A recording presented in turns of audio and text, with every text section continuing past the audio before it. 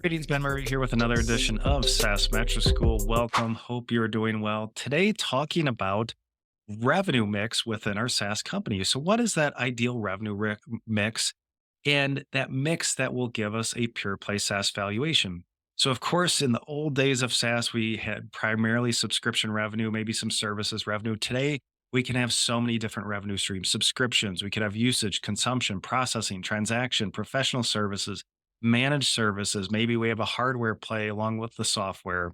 So a lot of different revenue streams. Of course, we have to get that set up correctly on our SaaS P&L.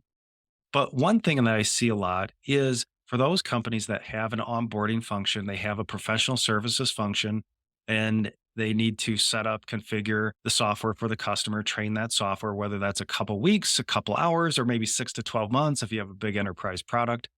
And we see a lot of services revenue in that overall revenue mix. Sometimes I see 50% services revenue and 50% subscription revenue for those early stage companies. Say we're a couple, 3, 4 million in revenue, and it's about half and half.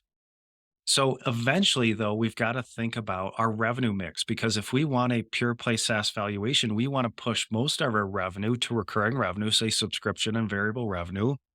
And I won't say limit, but we want to have a minority of our revenue on the one time revenue side. So if we have a services function, ideally we'd want that at 20 or 25% or less of our total revenue to get that pure play SaaS valuation. But it's common. I see this really often early stage where we do have a lot of services revenue. Maybe it just takes a lot of setup. The product's not there yet, where customers can do a lot of the onboarding and configuration themselves.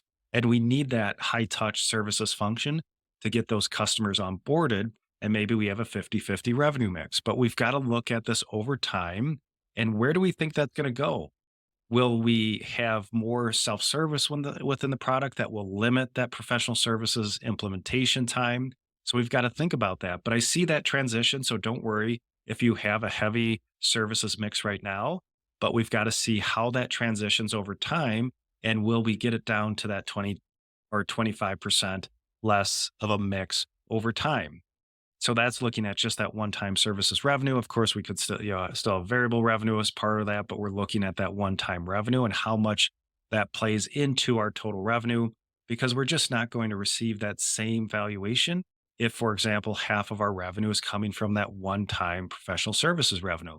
And not to knock services revenue, we know it's so important to get those customers onboarded successfully so they don't churn right away. So we know that's important. Unfortunately, we just need to have that around 20 or 25% or less to go for that pure play SaaS valuation. So look at your P&L. What's your revenue mix? And of course, how is that going to transition over time? It doesn't mean it's static and it's stuck in that current mix right now, but we've got to consider how that's going to change over time and how that's going to affect third parties who are looking at our business if we're looking for investment or we're looking to exit our business. So that's it for today for the revenue mix. Hope you enjoyed the episode.